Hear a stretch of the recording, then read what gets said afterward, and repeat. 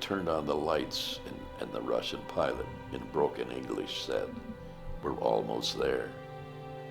And I looked through that little viewpoint, and I saw.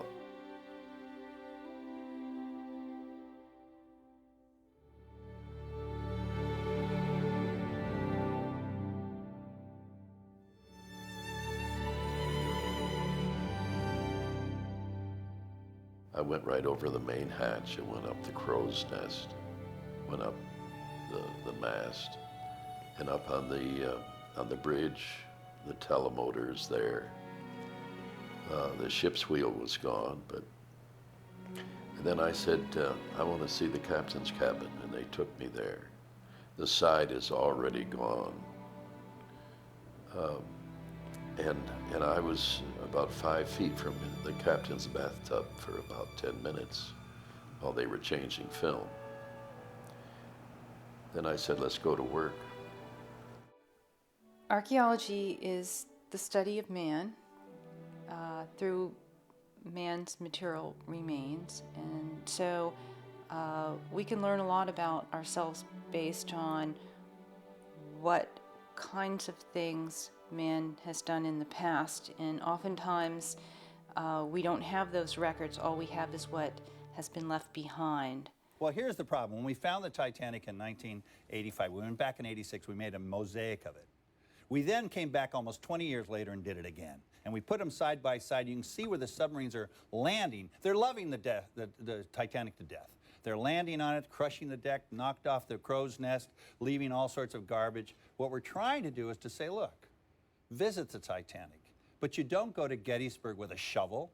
You don't take belt buckles off the Arizona, right? So visit, but don't touch. That's how I got out of jury duty. Yeah, right.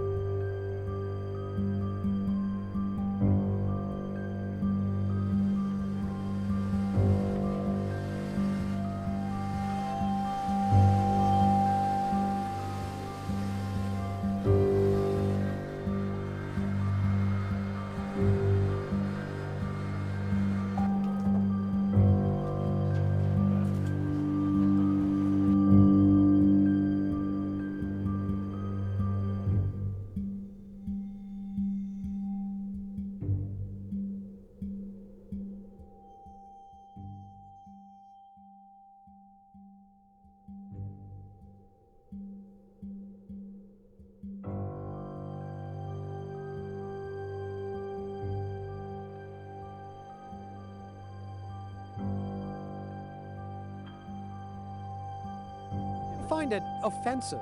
My great aunt's wedding dress is down there. Rob Gordon lost 2 relatives on the Titanic. He feels the wreck should be left alone. It's a grave. There's a lot of people down there, their personal possessions, and I just think it's wrong to sift through them and then put a price tag on that stuff. I wouldn't buy it. It would be, again, you have an issue of ethics and who owns the past. And, I just think it's wrong. I think the salver permits, whatever they were, and I'm not familiar with them, should have, in my opinion, should have been framed differently so that this sort of thing would not happen.